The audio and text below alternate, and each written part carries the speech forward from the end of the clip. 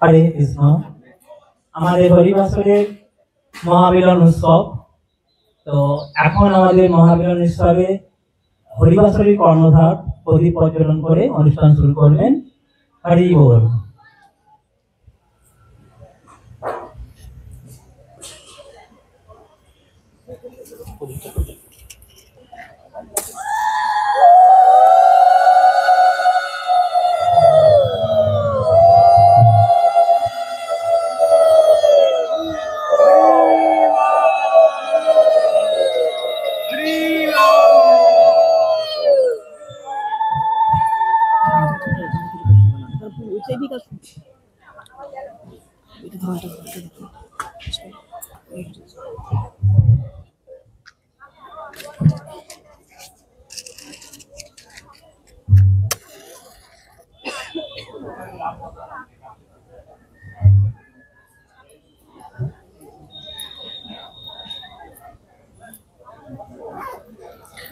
Hare Krishna, Krishna Krishna, Hare Hare, Hare Rama, Rama Rama, Hare Hare, Hare Krishna, Krishna Krishna, Hare Hare, Hare Rama, Rama Rama, Hare Hare, Hare Krishna, Krishna Krishna, Hare Hare, Hare Rama, Rama Rama, Hare Hare. Hare Krishna, Krishna Krishna, Hare Hare, Hare Rama, Rama Rama, Hare Hare.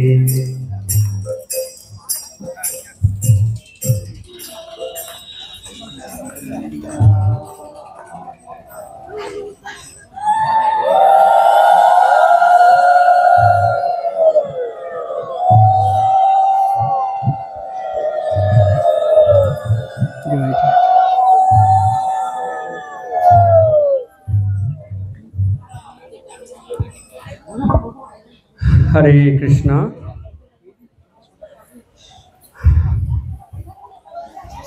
Om Ajnana Timiramdhasya Jnananjana Shalakaya Chakshurunmilitam Jena Tasmai Shri Gurave Namaha. Shri Chaitanya Manahabhishtam Sthapitam Jena Bhutale Swayam Rupa Kadamaya Dadami Sapadantikam Bande Aham Shri Guru Shri Juta Padakamalam Shri Gururna Vaishnavanscha Shri Rupam Shagrajatam Sahagana Raghunatharnitam Tang Sajivam Sadvaitam Savadhutam Parijana Sahitam Krishna Chaitanya Devam Shri Radha Krishna Padan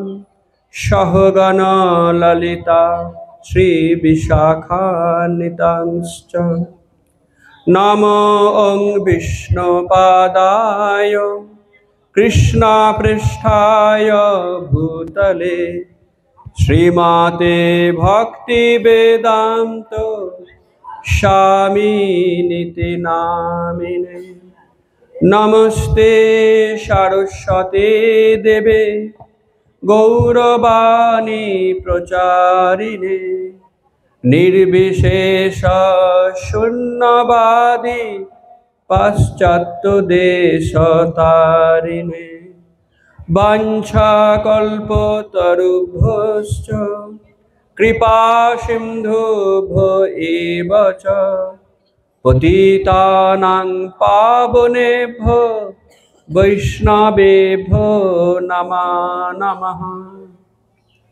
नमो महावदन्नाय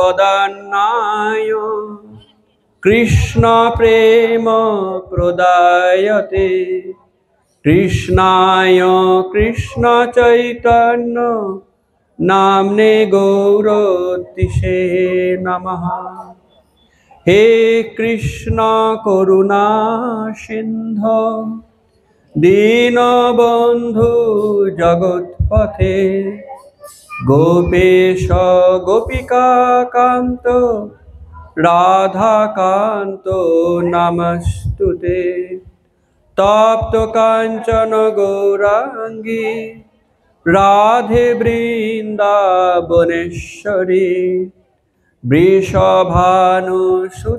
देवी प्रणमामि हरे प्रिये। जय श्री कृष्ण चैतन्य प्रभु नित्यानंद श्री अद्वैत गदाधर श्रीवासादि गौर भक्त वृंद। हरे कृष्णा कृष्ण कृष्ण हरे हरे हरे राम राम राम हरे हरे।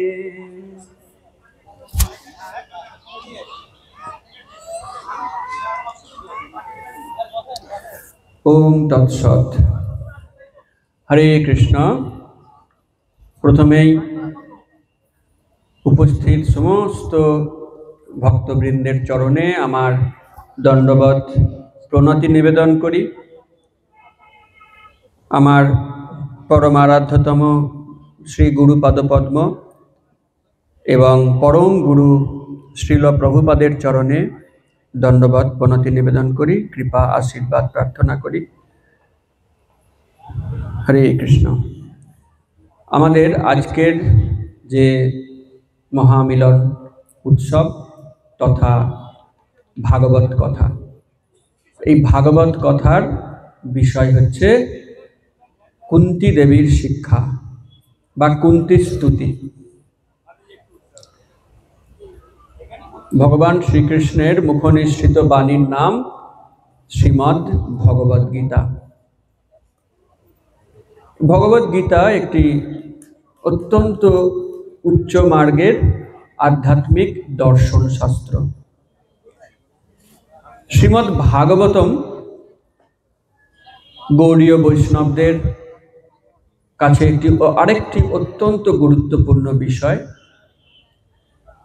श्रीमद् भागवतमे शुधु जे दर्शन आछे ता नय, दर्शन आछे विभिन्न भक्तदेर अनुपम जीवन काहिनी रयेछे, जीवन संग्राम रयेछे, विभिन्न चमत्कार उदाहरण रयेछे, आर रयेछे असंख्य प्रार्थना, गभीर प्रार्थना। आमरा सबाई जानी प्रह्लाद महाराजेर प्रार्थना, वृत्रासुरेर प्रार्थना, चित्रकेतुर प्रार्थना, ध्रुव महाराजेर प्रार्थना। पुरो भागवतम जुड़े आमरा पाई प्रार्थना। जे कोनो भक्तेर जीवने प्रार्थनार माहात्म्य अपरिसीम। वस्तुतपक्षे भगवानेर श्री पादपद्मे गभीर प्रार्थना जानाबार माध्यमेई आमादेर आध्यात्मिक उन्नति साधन हय। श्रीमद् भागवतमेर प्रार्थना शुरू होच्छे कुंती देवीर प्रार्थनार माध्यमे। প্রথম স্কন্দের অষ্টম অধ্যায়ের 26টি শ্লোকে কুন্তী দেবী তার প্রার্থনা জানিয়েছেন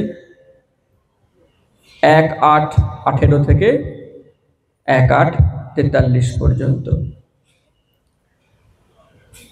শ্রীমদ্ ভাগবতমের অন্যান্য সমস্ত প্রার্থনার মধ্যে এই কুন্তী দেবীর প্রার্থনা এটি সমধিক উল্লেখযোগ্য। কি কারণে? প্রথমত এটি ভাগবতের প্রথম প্রার্থনা, আর দ্বিতীয়ত কুন্তী দেবী কোনো ঋষি নন, যোগী নন, তিনি একজন গৃহবধূ, গৃহস্থ। আমরা যেরকম সকলেই প্রায় যারা এখানে রয়েছি তারা গৃহস্থ আশ্রমে রয়েছি। তো অনেক যোগী মুনি তাদের প্রার্থনা শুনে কেউ ভাবতে পারেন যে উনি তো যোগী, উনি গৃহত্যাগী, উনি সন্ন্যাসী, তো উনি এরকম প্রার্থনা করতে পারেন, কিন্তু আমি তো একজন গৃহস্থ, প্রত্যেক দিন ঘর সংসার নিয়ে অবিরাম সংগ্রাম করছি, আমার পক্ষে কি এরকম ভক্তি করা সম্ভব? আমার পক্ষে কি এরকম প্রার্থনা করা সম্ভব? এটা কারোর মনে হতে পারে। শ্রীমদ্ ভাগবতম প্রথমেই কিন্তু সেই যুক্তিটি নস্যাৎ করে দিচ্ছে। ভাগবতম আমাদের বলছেন তুমি গৃহস্থ, কোনো সমস্যা নেই, গৃহস্থ ভক্তদের ভক্তিতে বরং অনেক সুবিধা রয়েছে, কিন্তু অসুবিধার কোনো প্রশ্নই নেই। এই যে কুন্তী দেবী তার পঞ্চরত্ন সন্তান, পঞ্চপাণ্ডব, যারা ভগবানের শ্রেষ্ঠ ভক্ত বলে পরিচিত, তারা সকলেই জীবন সংগ্রামে রত গৃহস্থ। তারা গৃহমেধী নন, গৃহস্থ। তাই কুন্তী দেবীর প্রার্থনা যেন কোথাও একটা আমাদের দৈনন্দিন জীবন চর্চা, আমাদের বিভিন্ন রকম সমস্যা, বিপদ আপদ, এই সবের সাথে খুব ছুঁয়ে যায়, খুব তার সাদৃশ্য দেখতে পাওয়া যায়। তাই কুন্তী দেবীর প্রার্থনা যদি আমরা মন দিয়ে শুনি, আমাদের হৃদয়কে ভীষণভাবে এটি স্পর্শ করে যায়, আমরা অত্যন্ত প্রভাবিত হই। আর আমরা যেরকম বিভিন্ন সমস্যায় জর্জরিত প্রত্যেক দিন প্রতিনিয়ত আমাদের গৃহস্থ আশ্রমের কারণে, কুন্তী দেবীও তার ব্যতিক্রম নন। তাই কুন্তী দেবীর প্রার্থনাটি আমাদের সকলের কাছে একান্ত গুরুত্বপূর্ণ। এই প্রার্থনাটি ভীষণভাবে প্রতিনিয়ত পাঠ করা প্রয়োজন। এবং আমরা আমাদের যদি বৈষ্ণব ইতিহাসের দিকে তাকাই, তাহলে আমরা কি দেখতে পাই? আন্তর্জাতিক কৃষ্ণ ভাবনামৃত সংঘ তথা ইস্কনের প্রতিষ্ঠাতা আচার্য শ্রীল অভয় চরণারবিন্দ ভক্তি বেদান্ত স্বামী প্রভুপাদ, তিনি যখন আমেরিকায় গেলেন, আমেরিকায় যাওয়ার আগেই তো জাহাজে তার হার্ট অ্যাটাক হয়েছিল, আমরা সবাই জানি। আমেরিকায় পৌঁছানোর পরেও 1 বছর পর 1967 সালে তার আবার হৃদরোগ হয়, স্ট্রোক হয়, এবং তাকে হাসপাতালে ভর্তি করতে হয়। 3 বার যদি কারো স্ট্রোক হয়, কতটা উদ্বেগের বুঝতে পারছেন তো? ওই বৃদ্ধ বয়সে ভক্তরা খুব চিন্তিত। তখন তো অল্প কয়েকজন ভক্ত মাত্র, ইস্কন তৈরি হয়েছে 1টা বছর, অল্প কয়েকজন ভক্ত, তারাও খুব চিন্তিত। তারা জানে না একজন শুদ্ধ ভক্তের শরীর খারাপ হলে কি করণীয়। তারা জিজ্ঞেস করলেন, ছিল প্রভুপাদ, আমাদের কর্তব্য কি, আমাদেরকে নির্দেশ করুন। ছিল প্রভুপাদ বললেন, 3টে জিনিস করো। কি কি? 1 নাম্বার, তোমরা আমাকে একটা নৃসিংহদেবের ছবি এনে দাও। হাসপাতালে আমার বেডেতে আমি নৃসিংহদেবের ছবিকে রাখবো, দর্শন করব, প্রণাম করব। 2 নাম্বার কর্তব্য বললেন, তোমরা সবাই হরে কৃষ্ণ মহামন্ত্র কীর্তন করো। এবং 3 নাম্বার কর্তব্য বললেন যে তোমরা আমাকে একটু কুন্তী দেবীর প্রার্থনাটা পড়ে শোনাও। আপনারা জানেন তখন তো অলরেডি ভাগবতম প্রথম স্কন্ধ প্রভুপাদ পাবলিশ করে ফেলেছেন। আমেরিকা যাওয়ার আগেই ভারতবর্ষেই তিনি এটি 4 খণ্ডে পাবলিশ করেছিলেন। অতএব তখন ফার্স্ট ক্যান্টো অ্যাভেলেবল, বাকি ক্যান্টোগুলো তখনও পাবলিশড হয়নি। তো প্রভুপাদ বললেন যে কুন্তী দেবীর শিক্ষাটা আমাকে পড়ে শোনাও। এবং প্রথমে ভবানন্দ প্রভু, তারপরে প্রদ্যুম্ন প্রভু হসপিটালে ছিল প্রভুপাদকে এই কুন্তী দেবীর প্রার্থনা পড়ে শোনাতেন। প্রভুপাদ খুব মন দিয়ে শুনতেন। অর্থাৎ দেখা যাচ্ছে যখন কিনা জীবনের একটা অত্যন্ত ক্রাইসিস, বৃদ্ধ ব্যক্তির যদি 3 বার হার্ট অ্যাটাক হয়, ক্রাইসিস কিনা বলুন, সেই ক্রাইসিসের মুহূর্তে ছিল প্রভুপাদ কুন্তী দেবীর প্রার্থনা শুনছেন। তাহলে আমাদের কি কর্তব্য? কখনো যদি জীবনে ক্রাইসিস আসে, আমাদেরকেও প্রভুপাদকে অনুসরণ করতে হবে। এবং প্রভুপাদ সুস্থ হয়ে গেলেন। তারও পরে ধরুন 1974 সাল, তখন ছিল প্রভুপাদ বৃন্দাবনে আছেন। আবার তিনি খুব অসুস্থ হয়ে পড়লেন, খুবই অসুস্থ হয়ে পড়লেন। প্রভুপাদ আমাদের কি কর্তব্য নির্দেশ করুন, শিষ্যরা জিজ্ঞেস করল। প্রভুপাদ বললেন, কুন্তী দেবীর প্রার্থনা শোনাও। তাহলে বুঝতে পারছেন শ্রীল প্রভুপাদের কত প্রিয় এই কুন্তী দেবীর প্রার্থনা। তাই আমরা আজকের আলোচনার বিষয় রূপে নির্বাচন করেছি এই অতি গুরুত্বপূর্ণ প্রার্থনাটিকে। আমাদের কর্তব্য এটি মাঝে মাঝেই পাঠ করা এবং এখানে যে সিদ্ধান্তসমূহ রয়েছে সেগুলি জীবনে প্রয়োগ করা। প্রকৃতপক্ষে আমাদের মহান বৈষ্ণবগণ বলে থাকেন যে শ্রীমদ্ ভগবদ গীতার একটা নির্যাস, একটা সিনপসিস এই কুন্তী দেবীর প্রার্থনার মধ্যে দেওয়া রয়েছে। অতএব আমাদের আজকের এই ভাগবত কথা সেটি অত্যন্ত গুরুত্বপূর্ণ, আমরা বুঝতে পারছি। গুরুত্ব না বুঝলে আমরা অতটা মন দিয়ে শুনবো না। তাই একটু ভূমিকা স্বরূপ এই বিশেষ প্রার্থনার গুরুত্বটি আমাদের বলতে হলো। এবং আরেকটি বিশেষ ইম্পর্ট্যান্ট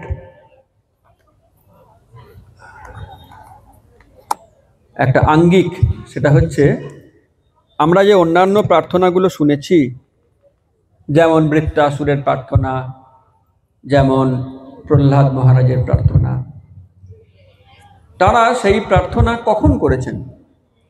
যখন তারা নিজেরা বিপদগ্রস্ত, বিপদের সময় তারা সেই প্রার্থনাগুলি করেছেন। কিন্তু কুন্তী দেবীর প্রার্থনা বিপদের মুহূর্তে নয়।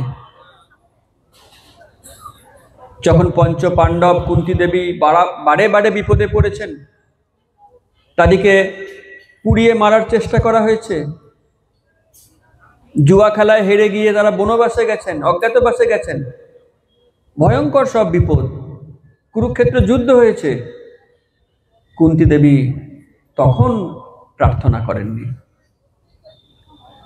ভগবানকে স্মরণ করেছেন।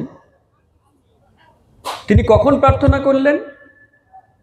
যখন কুরুক্ষেত্র যুদ্ধ শেষ হয়ে গেছে, পঞ্চ পাণ্ডব জয়ী হয়েছেন, যুধিষ্ঠির মহারাজ সারা পৃথিবীর সম্রাট হয়ে রাজ সিংহাসনে বসেছেন, চারিদিকে শান্তি শৃঙ্খলা বিরাজ করছে, ধর্মের শাসন প্রতিষ্ঠিত হয়েছে। অর্থাৎ যখন কিনা কুন্তী দেবীর জীবনের সব থেকে সুখের মুহূর্ত, সব থেকে শান্তির আশ্বাসের সময়, তখন কুন্তী দেবী এই বিশেষ প্রার্থনাটি করলেন। তাই আমাদের আচার্যরা বলে থাকেন, এটি শুধু একটি প্রার্থনা নয়, বাস্তবিকভাবে কুন্তী স্তুতির প্রতিটি ছত্রে, প্রতিটি অক্ষরে গভীর কৃতজ্ঞতা প্রকাশ পাচ্ছে।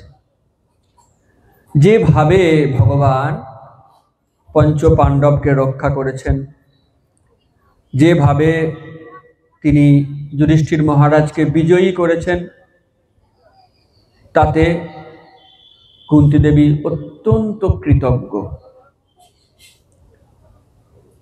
তিনি স্মরণ করছেন যে ভগবান এমনকি তার নিজের মা দেবকী, সেই দেবকীর প্রথম 6 সন্তানকে রক্ষা করেননি, তাই না?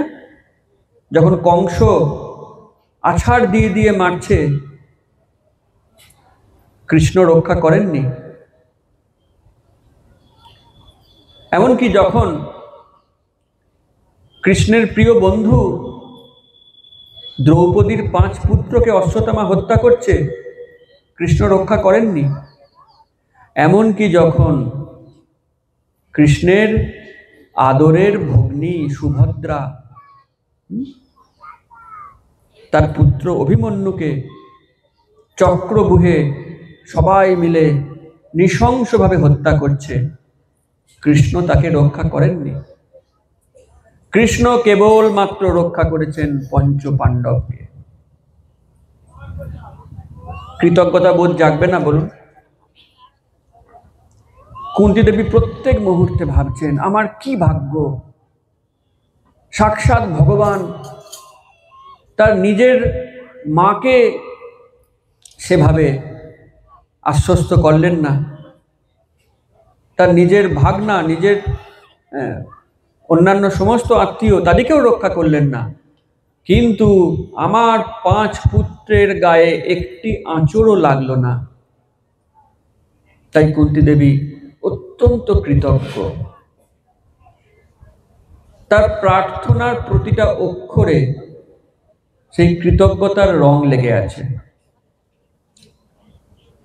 আমাদের জীবনেও কিন্তু ভগবানের অনেক অবদান আছে। আপনারা প্রত্যেকে একটু নিজের জীবনের দিকে তাকান তো, দেখবেন প্রত্যেকের জীবনেই অনেক সমস্যা এসেছিল।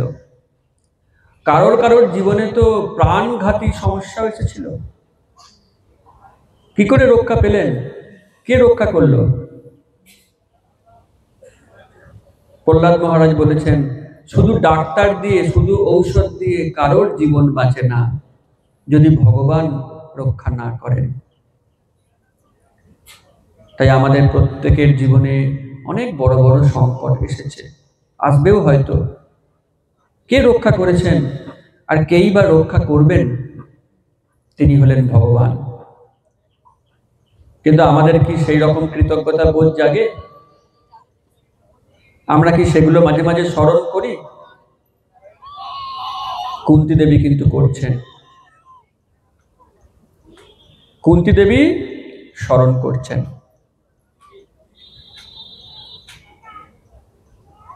তার স্মরণেরই এটি গভীর প্রতিচ্ছবি হচ্ছে তার প্রার্থনা। তাহলে কুন্তী দেবীর প্রার্থনা থেকে আমাদেরও শেখা উচিত আমরা কিভাবে আমাদের অতীতে ভগবানের বিভিন্ন সাহায্যের কথা মাঝে মাঝে মনে করব, ডায়েরিতে লিখে রাখা উচিত। নাহলে আমাদের মেমোরি তো কম, আমরা বারে বারে ভুলে যাই। যখন যখন ভগবান আপনাকে বিশেষভাবে সাহায্য করেছেন, একদম তারিখ সহ ডায়েরিতে লিখে রাখা উচিত, আর সেটি মাঝে মাঝে পাঠ করা উচিত। তাহলে আমরাও কুন্তী দেবীর মতন প্রার্থনা করতে শিখব। আর এই প্রার্থনা ভগবানকে খুব আনন্দ দেয়, খুব আনন্দ দেয়। দেখুন, অকৃতজ্ঞ ব্যক্তিকে কেউ পছন্দ করে না। অকৃতজ্ঞতাটা এটি যেন সভ্যতার সঙ্গে খাপ খায় না, এটি অসভ্যতা। তাই আমাদের কৃতজ্ঞ হওয়া শিখতে হবে। কেমন করে কৃতজ্ঞ হব? আমাদেরকে স্মরণ করতে হবে বারে বারে।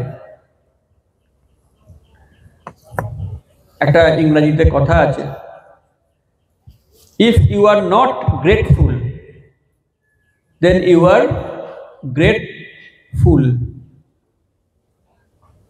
যদি আমরা কৃতজ্ঞ না হই তাহলে আমরা মহামূর্খ। কুন্তী দেবী আমাদেরকে কৃতজ্ঞ হওয়া শেখাচ্ছেন। কুন্তী দেবীর প্রার্থনা বুঝতে হলে কুন্তী দেবীকে বুঝতে হবে। কুন্তী দেবীকে বুঝতে হলে তার জন্ম, তার বেড়ে ওঠা, তার জীবন কাহিনী, এগুলিও আমাদেরকে জানতে হবে। কুন্তী দেবীর পিতার নাম হচ্ছে সুরসেন, রাজা সুরসেন। রাজা সুরসেনের অনেকগুলি পুত্র কন্যা, তার মধ্যে অন্যতম হচ্ছে ভগবান শ্রীকৃষ্ণের পিতা বসুদেব এবং কুন্তী দেবী। তার মোট 10টি পুত্র, 5টি কন্যা ছিল। সুরসেন, এই সুরসেনেরই বন্ধু তথা আত্মীয়, তার নাম কুন্তী ভোজ। তিনি একজন রাজা, অসামান্য দিব্য চরিত্রের অধিকারী, অনন্য সমস্ত গুণের অধিকারী। কিন্তু তার জীবনে একটাই খুব দুঃখের জায়গা। কিসের দুঃখ? তিনি নিঃসন্তান, সন্তানহীনতার দুঃখ। রাজা সুরসেন এটা জানতেন। তিনি ভাবলেন, আমার তো 15খানা ছেলে মেয়ে, আর আমার প্রিয় বন্ধু সে এত কষ্ট পায়, নিঃসন্তান। তিনি বললেন যে তুমি আমার এই কন্যাটিকে নেবে। কোন কন্যা? তার নাম ছিল পৃথা। তুমি যদি চাও তুমি পৃথাকে গ্রহণ করো, নিজের কন্যা ভেবে তুমি তাকে মানুষ করো, তুমিই তার পিতা। আমি তোমাকে আমার কন্যাকে দান করলাম, তুমি এবং তোমার পত্নী ওর পিতা মাতা হিসাবে ওকে পালন করো, ওকে শিক্ষা দাও, সংস্কার দাও। কুন্তী ভোজের তো খুশি আর ধরে না। তার জীবনের সমস্ত অন্ধকার যেন নিমেষে দূর হয়ে গেল। তো তিনি পৃথাকে বাড়িতে নিয়ে গেলেন এবং খুব আদরে যত্নের সঙ্গে তাকে শিক্ষা দিয়ে, সংস্কার দিয়ে, ভালোবাসা দিয়ে মানুষ করতে লাগলেন। কুন্তী ভোজের নাম অনুযায়ী কালক্রমে পৃথার নাম হয়ে গেল কুন্তী। যিনি কুন্তী ভোজের প্রাণ, যিনি কুন্তী ভোজের অতি আদরের কন্যা, তিনি হচ্ছেন কুন্তী। রাজা কুন্তী ভোজের অসামান্য সমস্ত গুণাবলী, তার সঙ্গ করার প্রভাবে কুন্তী দেবীর মধ্যেও ছোট্টবেলা থেকে মহান সমস্ত গুণাবলী প্রকাশিত হতে লাগল।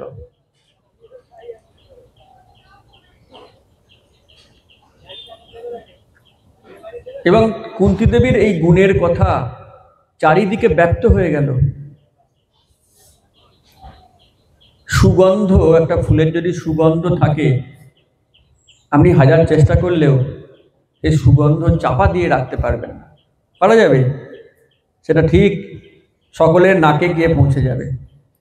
ঠিক তেমনি যদি কোনো মানুষের মধ্যে অসাধারণ সব গুণাবলী থাকে না, আপনি সেই গুণাবলীকে চাপা দিয়ে রাখতে পারবেন না, প্রকাশিত হবেই। কুন্তী দেবীর এই সমস্ত গুণের কথা চারিদিকে ছড়িয়ে পড়ল। আর তার অনেক অনেক গুণের মধ্যে বিশেষ উল্লেখযোগ্য হচ্ছে তার আতিথ্য পরায়ণতা বা অতিথি বৎসলতা, হসপিটালিটি। তিনি এই অতিথি বৎসলতে এক প্রকারের পিএইচডি করেছেন কুন্তী দেবী, মানে আনপ্যারালাল। তার কাছে আর কেউ এই ব্যাপারে আসতে পারবে না। সেই কথাটা ঘুরতে ঘুরতে ঘুরতে ঘুরতে কার কানে গিয়ে পৌঁছালো? একজন খুবই শান্ত শিষ্ট, যিনি একদম রাগেন না, ক্রুদ্ধ হন না, তাকে আপনারা সবাই চেনেন। তার নাম হলো দুর্বাসা, তাই তো? পান থেকে চুন খসলেই অভিশাপ। দুর্বাসা মুনি এ ব্যাপারে খুব ফেমাস। একবারই তিনি অভিশাপ দিতে গিয়ে বেশ ভালোই প্যাঁচে পড়েছিলেন অম্বরীশ মহারাজের ক্ষেত্রে, সে প্রসঙ্গ আলাদা। দুর্বাসা মুনির কানে গিয়ে পৌঁছালো কুন্তী দেবীর কথা। তিনি বললেন, বটে, এত গুণ, তাহলে একবার গিয়ে দেখতে হয় পরীক্ষা করে। মুনিরা তো যখন তখন যেখানে খুশি যেতে পারতেন। দুর্বাসা মুনি চললেন কুন্তী দেবীর পরীক্ষা নিতে। সারপ্রাইজ টেস্ট, আগে থেকে বলে কয়ে নয়, একদম হঠাৎ করে।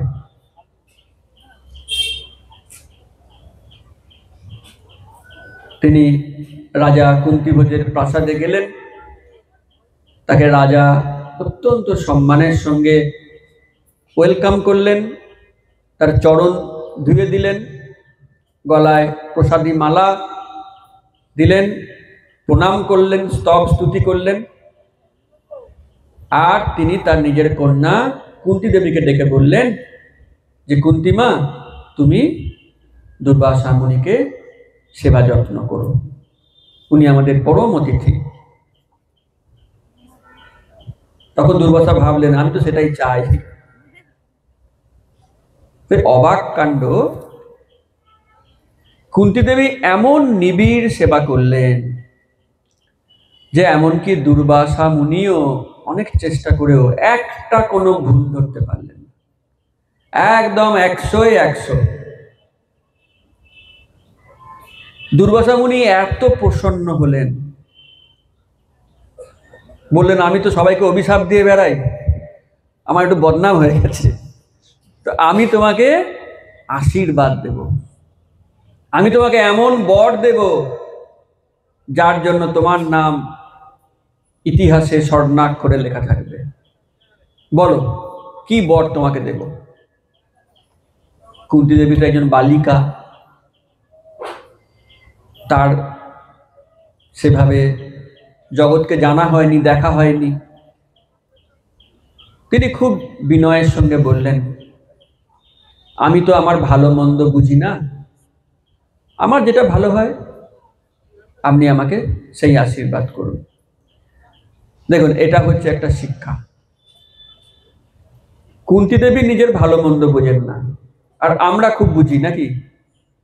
হ্যাঁ, আপনারা কারা কারা বোঝেন? একটু হাত তুলুন তো দেখি, কারা কারা নিজের ভালো মন্দ বোঝেন? ওই মাতাজি একমাত্র দেখছি হাত তুলেছেন। বোঝেন ভালো মন্দ? হ্যাঁ, বাহ, আমি তো ধন্য। আর একজনও কেউ বোঝেন না? আমি তো বুঝিই না। আমাদের বুদ্ধি রজস্তম গুণের দ্বারা প্রভাবিত।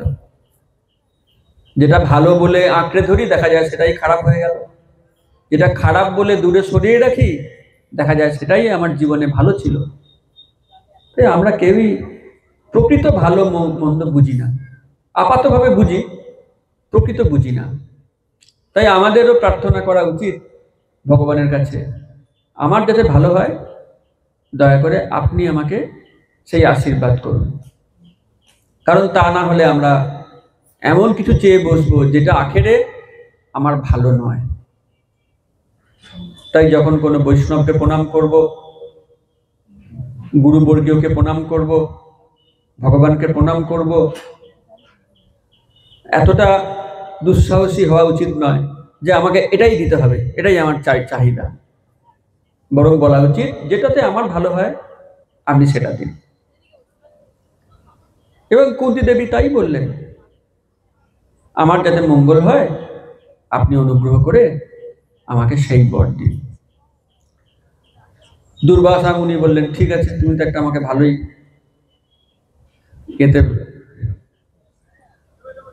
হোমওয়ার্ক দিলে, তোমার কিসে ভালো হয় এখন আমাকে সেটা দেখতে হবে। তা উনি কিছুক্ষণ ধ্যান করলেন। ধ্যান করে উনি বুঝতে পারলেন যে কুন্তী দেবীর জীবনে একটা প্রবলেম আসবে। কি প্রবলেম? সন্তানকে জন্ম দেওয়ার প্রবলেম। তাই তিনি ভাবলেন, এত ভালো সেবা করলো আমার, ও যদি সারা জীবনে কোনো সন্তান না পায় সেটা বড় দুঃখের। ঠিক আছে, আমি এই প্রবলেমটাকে সলভ করে দিয়ে যাচ্ছি। তা উনি বললেন যে তোমাকে আমি বর দিচ্ছি যে তুমি যে কোনো দেবতাকে যদি স্মরণ করো,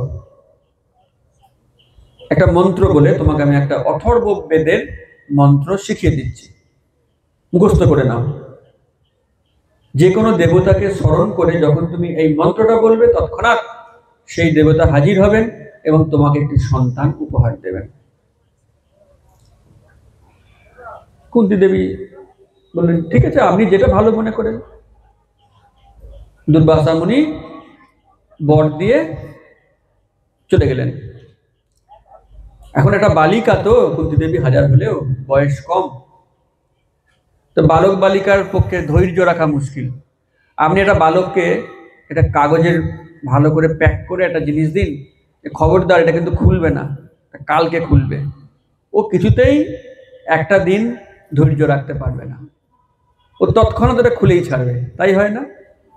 কি আছে ভিতরে দেখি তো, খেলনা আছে না রং পেন্সিল আছে, কি আছে, ওকে দেখতেই হবে, না হলে ওর পেটের ভাত হজম হবে না। কুন্তী দেবী একটি বালিকা, তিনি ভাবলেন, তার তো কোনো জ্ঞানই হয়নি, সন্তান কি, হ্যাঁ, মাতৃত্ব কি, তার সেই জ্ঞান কোথায় হয়েছে? কিন্তু মন্ত্রটা মুখস্থ করে নিয়েছি, যদি ভুলে যাই একবার চেক করে দেখবো মনে আছে কিনা। এই করতে করতে তিনি মন্ত্রটা বলে ফেললেন। এখন দেবতাকে ডাকতে হবে। কে দেবতা? তখন চোখের সামনে সূর্য জল করছে, তিনি সূর্য দেবতাকে স্মরণ করলেন।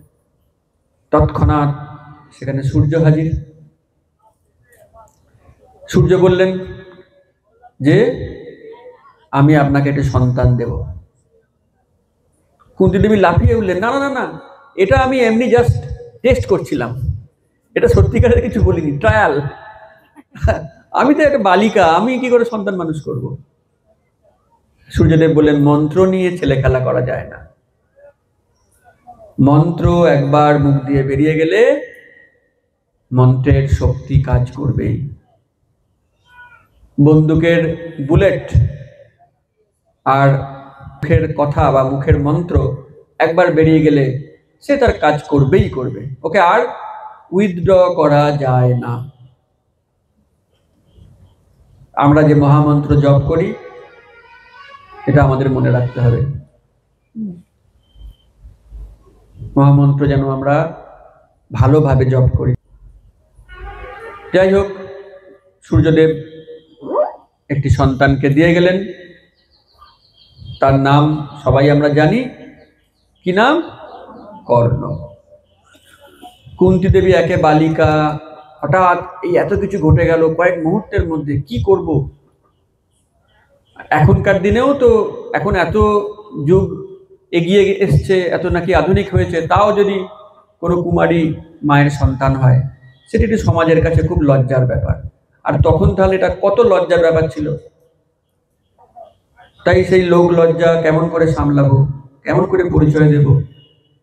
কুন্তী দেবী কি করলেন, একটা বক্স নিয়ে এলেন, সেখানে ওই সন্তানটিকে রেখে অনেক মণি মুক্ত ওর মধ্যে দিয়ে দিলেন, যাতে কেউ সেই মণিমুক্ত বিক্রি করে ওই সন্তানটিকে সুন্দর করে পালন করতে পারে।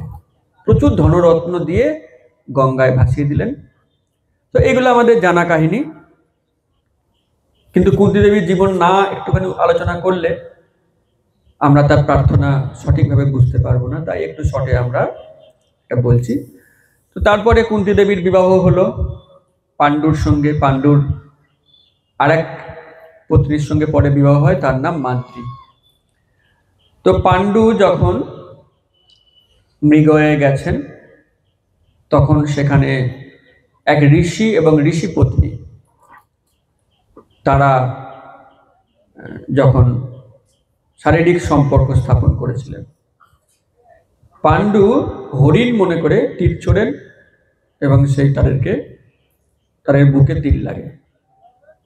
তাদের মৃত্যু যখন আসন্ন, সেই ঋষি অভিশাপ দেন যে তুমি যেভাবে আমাকে আমার পত্নীর সঙ্গে মিলনরত অবস্থায় হত্যা করলে, আমি তোমাকে অভিশাপ দিচ্ছি, তুমি যদি কখনো তোমার কোনো পত্নীর সঙ্গে মিলিত হতে যাও তৎক্ষণাৎ তোমার মৃত্যু হবে। অভিশাপ পেলেন পাণ্ডু, তার পত্নীরাও শুনলেন, সবাই শুনলেন। অতএব সকলেই বুঝতে পারলেন যে পাণ্ডুর পক্ষে কোনোদিনই পিতা হওয়া সম্ভব নয়, তাহলেই তার মৃত্যু হবে। পাণ্ডু বললেন তাহলে আমি বনবাসী হব, বনে গিয়ে ব্রহ্মচারীর মতন জীবনযাপন করব। তার পত্নীরা বললেন আমরাও আপনার সঙ্গে যাব, আমরাও ব্রহ্মচারিণী হব। এইভাবে ধৃতরাষ্ট্রের হাতে সিংহাসন সঁপে দিয়ে পাণ্ডু চলে গেলেন বনে, সঙ্গে মাদ্রী এবং কুন্তী। পাণ্ডু খুব দুঃখ করেন, আমি এমন হতভাগ্য যে আমি কোনো সন্তানের পিতা হতে পারলাম না। তার এই দুঃখ শুনতে শুনতে কুন্তীর হঠাৎ মনে পড়ে গেল সেই বাচ্চা বেলাকার সেই মন্ত্রের কথা। কুন্তী বললেন মহারাজ, একটা উপায় আছে, আপনি পিতা হতে পারবেন। কিভাবে? তিনি সব ঘটনা বললেন। তখন পাণ্ডু তাকে বললেন ঠিক আছে, তাহলে আপনি বিভিন্ন দেবতাকে ডাকুন, ডেকে আপনি আমাকে সন্তান উপহার দিন। অতএব কুন্তী দেবী সেই অথর্ববেদের মন্ত্র বললেন, একবার ডাকলেন ধর্মরাজকে, একবার দেবরাজ ইন্দ্রকে, একবার বায়ুর দেবতাকে ডাকলেন, এবং যুধিষ্ঠির, অর্জুন, ভীমের জন্ম হলো। তখন কুন্তী ভাবলেন তাই তো, আমি তো 3 সন্তান পেলাম, কিন্তু আমার সহপত্নী মাদ্রী, তার মুখটা খুব শুকনো, তার কোল খালি। তখন তিনি মাদ্রীকেও মন্ত্রটা শিখিয়ে দিলেন। মাদ্রী স্মরণ করলেন অশ্বিনী কুমারদ্বয়, যারা কিনা ডিভাইন ডক্টর, স্বর্গলোকের ডক্টর অশ্বিনী কুমারদ্বয়, তারা নকুল এবং সহদেবকে উপহার দিলেন। এইভাবে 5 সন্তানের জন্ম হলো গভীর বনে। তখন কিন্তু কৌরবদের কেউ এগুলো জানে না। তো এরপরেও একদিন কোন একটি ভুলবশত যখন পাণ্ডুরাজ মাদ্রীর সঙ্গে ঘনিষ্ঠ হওয়ার চেষ্টা করলেন, সেই ঋষির অভিশাপে পাণ্ডুর মৃত্যু হল। মাদ্রী বললেন এর জন্য আমি দায়ী, আমি পাণ্ডুরাজের সঙ্গে সহমরণে যাব। তিনি সহমরণে গেলেন। অতএব মাদ্রীরও মৃত্যু হলো, পাণ্ডুরও মৃত্যু হলো। কুন্তী দেবী 5 অসহায় সন্তানকে নিয়ে ফিরে এলেন তার রাজধানীতে হস্তিনাপুর। হস্তিনাপুরে তখন তো ধৃতরাষ্ট্র, তিনি রাজ সিংহাসনে বসেছেন। পাণ্ডুরই সিংহাসন, পাণ্ডু চলে গেলেন বলে ধৃতরাষ্ট্র বসেছেন।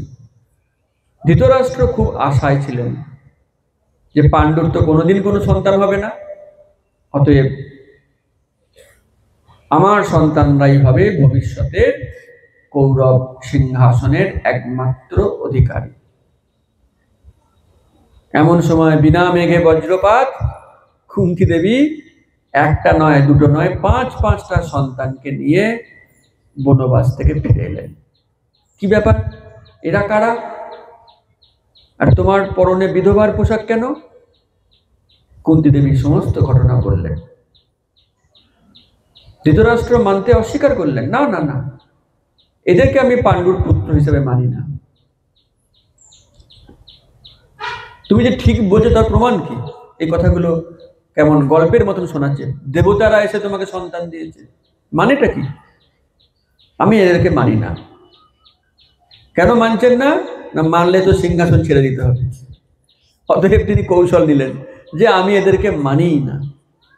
তখন দেবতারা এসে সাক্ষী দিলেন, ঋষি মুনিরা সাক্ষী দিলেন, হে রাজন, মেনে নাও, যা বলছে ঠিক বলছে, আমরা সাক্ষী দিচ্ছি, এক বর্ণ মিথ্যা নয়। অতএব মানতে বাধ্য হলেন। যেমন করে বাধ্য হয়ে তিতো ওষুধ খেতে হয়, তো তিতো ওষুধ খেলেন, মনের মধ্যে রাগ রয়ে গেল, কারণ যুধিষ্ঠিরের পরে জন্ম হয়েছিল দুর্যোধনের। অতএব বয়স অনুযায়ী যুধিষ্ঠির হলেন রাজ সিংহাসনের উত্তরাধিকারী। কিন্তু তখন থেকেই তৈরি হলো গভীর ঈর্ষা, মাৎসর্যতা। সিংহাসনের প্রতিষ্ঠা কে পাবে? কেন বারে বারে পাণ্ডু এবং তার পুত্ররা জয়ী হবে? ধৃতরাষ্ট্রের মনে গভীর ঈর্ষা। আমি বড় হওয়া সত্ত্বেও জন্মান্ধ, আমি সিংহাসন থেকে বঞ্চিত হলাম। যদি বা সিংহাসন ফিরে পেলাম, আমার পুত্র একটুর জন্য গোল মিস করলো, যুধিষ্ঠির তার আগে কোত্থেকে এসে জুড়ে বসলো। তো বারে বারে কেন আমাকে দুর্ভাগ্যের শিকার হতে হবে? ঈর্ষায় তার মন একদম জ্বলে পুড়ে মরে। আর এই ধৃতরাষ্ট্রের এই ঈর্ষা, সেটি সঞ্চালিত হলো তার পুত্রদের মনে। এবং গান্ধারীর পেটে যখন তারা ছিল শতপুত্র, তখনই এইসব আলোচনা হতো। এই ঈর্ষার বাতাবরণ তখন থেকেই তৈরি হয়ে গিয়েছিল। নাহলে বলুন তো, দুর্যোধনের মন এত কলুষিত হয় কি করে? তার বংশ পরিচয় দেখুন। তার দাদুর নাম কি? হ্যাঁ, দাদুর নাম কি? বাবার বাবা ভীষ্মদেব। হ্যাঁ, ব্যাসদেব। ভালো করে মহাভারত পড়ুন। ব্যাসদেবের নাতি। ব্যাসদেবকে ভগবানের অবতার, সপ্তাবেশ অবতার। ভগবদ গীতায় ভগবান বলেছেন, মুনিনামপি অহম ব্যাস। সমস্ত মুনির মধ্যে জেনে রাখবে, আমি হচ্ছি ব্যাস। সাক্ষাৎ ভগবান শ্রীকৃষ্ণের অবতার ব্যাসদেব, তার নাতির মনে এত ময়লা জমে কি করে? একেবারে ডাস্টবিন। কারণ সে যখন গর্ভে ছিল তখন ভাগবত কথা কেউ শোনেনি, না তার পিতা না তার মাতা। বরং তাদের মন তখন ঈর্ষার কুটিল চক্রব্যূহে ঘুরপাক খাচ্ছিল। সেই ঈর্ষা গর্ভস্থ সন্তানের মধ্যে প্রবেশ করেছে। এগুলো খুবই ইনস্ট্রাকটিভ। মায়ের পেটে যখন সন্তান থাকে তখন মাকে অবশ্যই রামায়ণ, মহাভারত, ভগবত গীতা, ভাগবত এগুলি শ্রবণ করতে হয়। তাহলে তার পুত্রের চেতনা সেরকম হয়। যারা সেই গর্ভস্থ অবস্থায় দিন রাত ঝগড়াঝাটি করে, বিভিন্ন অশাস্ত্রীয় কার্যকলাপ করে, তারপরে তারা পা ছড়িয়ে কাঁদে, আমার ছেলে কেন তালিবান হলো, তার জন্য আপনি দায়ী। এত জঙ্গি তালিবান কেন হচ্ছে? গবেষণা করে দেখতে হবে গর্ভস্থ অবস্থায় মায়ের চেতনা কোথায় ছিল। হরিনাম হয়েছিল বাড়িতে, ভাগবত পাঠ হতো, শ্রবণ কীর্তন হতো, ভক্ত সঙ্গ প্রসাদ হতো? হতো না। তাহলে আপনার সন্তান কেমন করে ঋষি হবে? তালিবানি হবে। অতএব ভয়ঙ্কর হিংস্র এবং ঈর্ষান্বিত মনোভাব নিয়ে দুর্যোধন বেড়ে উঠতে লাগলো। আর ছোট্টবেলা থেকে কেমন করে পঞ্চ পাণ্ডবকে ধ্বংস করব, হত্যা করব, সেই পরিকল্পনায় তার দিন রাত কাটত। এইভাবে বারে বারে তারা পঞ্চপাণ্ডবকে বিপদে ফেলেছে, হত্যার চেষ্টা করেছে। সে মস্ত বড় কাহিনী।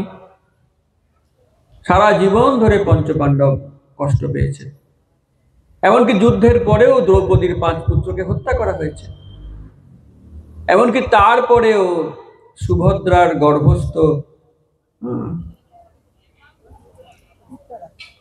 উত্তরার গর্ভস্থ সন্তানের প্রতি ভয়ঙ্কর ব্রহ্মাস্ত্র নিক্ষেপ করা হয়েছে। এত কিছু দ্রৌপদী দেখেছেন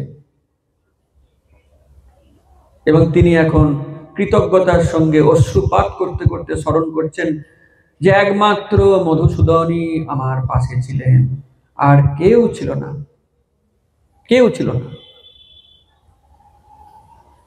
অসহায় 5 সন্তানকে নিয়ে এতদিন আমি কি করে বেঁচে রইলাম?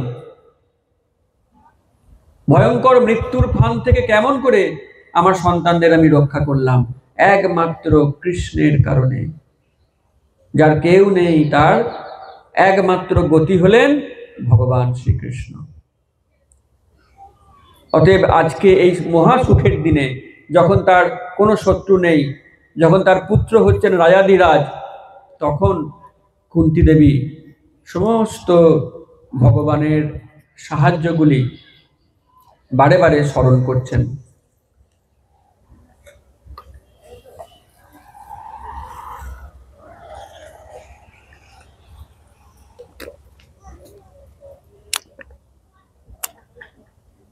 যদিও তিনি সম্পর্কে গুরুজন ভগবান শ্রীকৃষ্ণের, তাই প্রতিবার যখনই কৃষ্ণ এসেছেন পায়ে হাত দিয়ে প্রণাম করেছেন।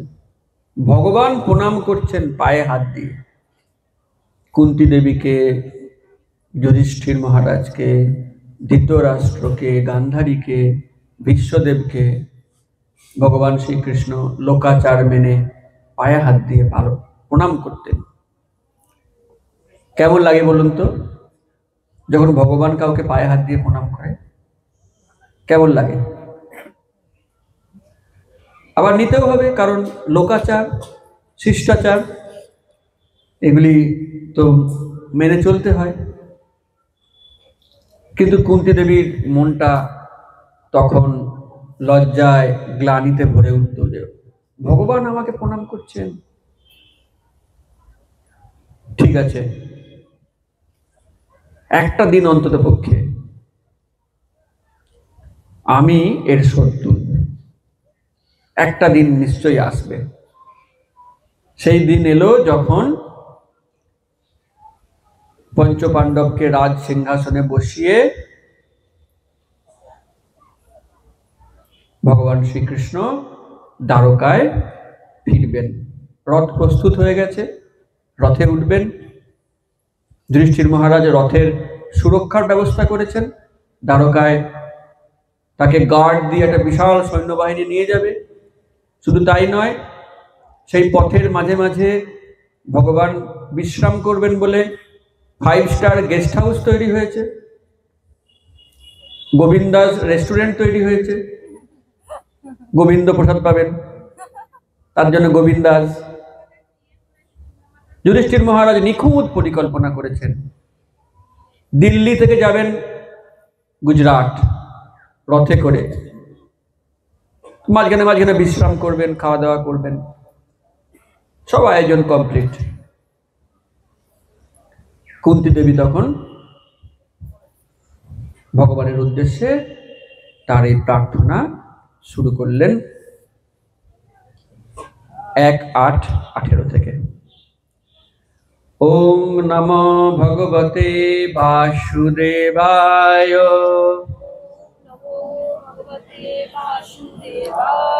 ওম নমো ভগবতে বাসুদেবায়। ওম নমো ভগবতে বাসুদেবায়।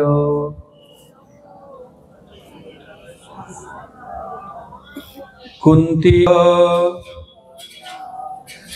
নমস্যে পুরুষং তাদম ঈশ্বরং প্রকৃতে পরম অলক্ষং সর্বভূতানাম অন্তর্বহির অবস্থিত।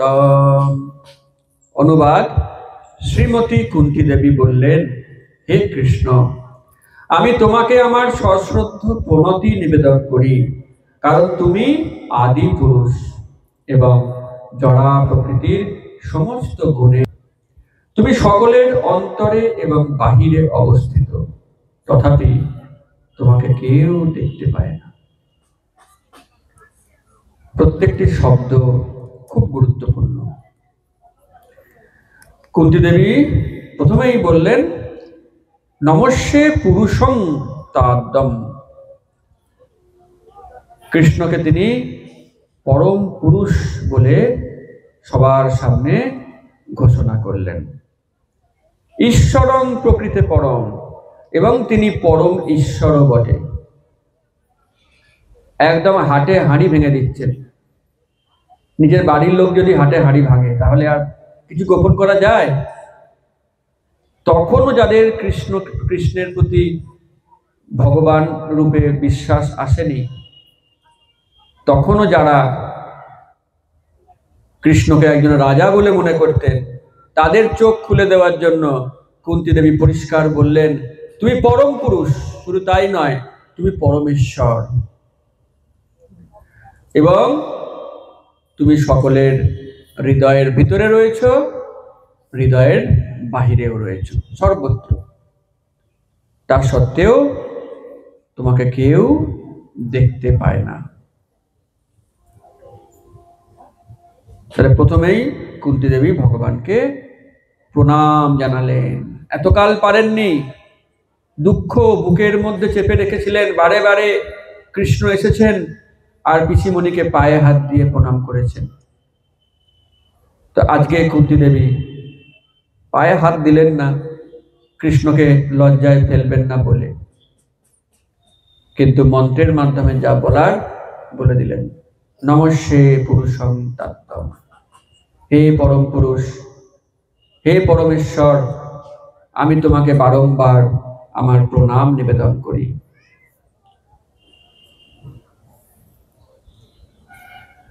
এইভাবে কুন্তী দেবীর স্তুতি শুরু হয়ে গেল,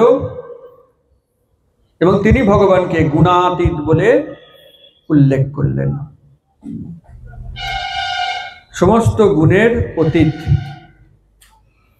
সমস্ত প্রকৃতির অতীত। তিনি হঠাৎ প্রকৃতির কথাটা কেন বললেন? ঈশ্বরং প্রকৃতে পরম। কারণ কুন্তী দেবী জানতেন সামনেই কলিযুগ আসছে, যেখানে নাস্তিকতার অত্যধিক বিস্তার হবে। আর সেই নাস্তিকতার যুগে বহু নাস্তিক বিজ্ঞানী তারা ভগবানকে অস্বীকার করে বলবে সব কিছু হচ্ছে প্রকৃতির কারণে, ভগবান বলে কিছু নেই। আলো পাচ্ছি, বাতাস পাচ্ছি, জল পাচ্ছি প্রকৃতির কারণে। মায়ের গর্ভে সন্তান তৈরি হচ্ছে, প্রকৃতি তার জন্য দায়ী, ভগবান কোথায়? কুন্তী দেবী সেই সমস্ত ভবিষ্যতের নাস্তিকদের উদ্দেশ্যে বললেন, হ্যাঁ ঠিক আছে, কথাগুলো মিথ্যা নয় যে প্রকৃতি দায়ী, কিন্তু প্রকৃতির পিছনে কে আছে? Who is controlling the nature? তিনি হলেন কৃষ্ণ, প্রকৃতে পরম। তিনি প্রকৃতিরও ঈশ্বর, নিয়ন্ত্রক। এইভাবে তিনি সেই সমস্ত তথাকথিত বিজ্ঞানীদের যুক্তিগুলিকে অসার প্রমাণ করলেন। তো এই রকম যে ভগবান, সেই ভগবানের অবস্থান কোথায়? যিনি কিনা পরমেশ্বর, যিনি সমস্ত গুণের অতীত, যিনি সমস্ত প্রকৃতিরও অতীত, সেই পরমেশ্বর ভগবান, তার নিবাস কোথায়? তার অ্যাড্রেস কি? কুন্তীদেবী বললেন, আমাদের সবার হৃদয়ের মধ্যে তিনি রয়েছেন, একই সাথে তিনি বাইরেও রয়েছেন, ভিতরে এবং বাইরে সব জায়গাতেই ভগবান বিরাজ করছেন। তো ভগবান যদি সব জায়গায় থাকেন, এতই সহজলভ্য যে এমনকি হৃদয়ের মধ্যে রয়েছেন, তাহলে ভগবানকে কেউ দেখতে পায় না কেন? কারণ কুন্তীদেবী বললেন যে তথাপি তোমাকে কেউ দেখতে পায় না। দেখতে পাবে না কেন? তাহলে কারণটা কি? এর কারণটা তো আমরা বলতে পারবো না, কুন্তীদেবী বলবেন পরের শ্লোকে। 1:8-19 নম্বর শ্লোকে কুন্তীদেবী বলছেন, মায়া জবনিকা আচ্ছন্ন অজ্ঞা অধোক সজম অব্যয়ম ন লক্ষ সে মুরদৃশা নট নাট্য ধরো যথা। ভগবানকে কেউ দেখতে পায় না, ভগবানকে অনেকেই বুঝতে পারে না, জানতে পারে না। তার কারণ এই শ্লোকের মধ্যে লুকিয়ে রয়েছে।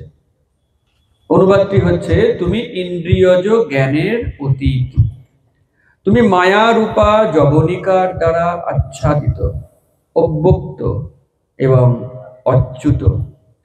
মূঢ় দ্রষ্টা যেমন অভিনেতার সাজে সজ্জিত শিল্পীকে দেখে সাধারণত চিনতে পারে না, তেমন অজ্ঞ ব্যক্তিরা তোমাকে দেখতে পায় না। মায়া যবনিকা আচ্ছন্ন। ভগবান এমন ভাবে অভিনয় করেন যে তাকে সামনে দেখেও চেনা মুশকিল হয়। দেখবেন